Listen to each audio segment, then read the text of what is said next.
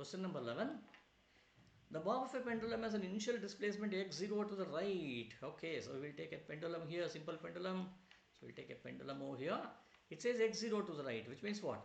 The bob initially at t equal to 0 was at this point, and then so let me write this as x0 here.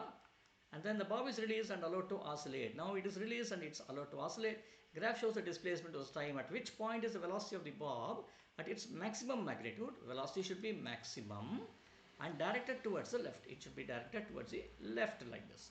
Now when you release this, okay, after a certain time it comes over here. Okay, let me do one thing. Let me call this point as some P, this point as some Q, and this point as some S. Okay, so initially when at t equal to 0 it was at position S. I'll write here. It was at S, and then it is going in this direction, and then it came here at the point Q, and then it came here at the point P, negative, and from P it once again came to point A. It came like this, right? And then from A it went to B. It went to B, positive amplitude. From B it once again came to C. It once again came to C, right? It came to C like this, and from C it went to D once again here.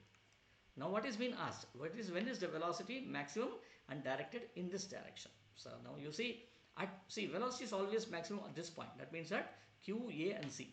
At Q it is directed like this. At A it is directed like this. At C it is directed like this, right, towards the left. So therefore, since the value of Q is not documented anywhere here in the options, so we need to take this value. The answer is C.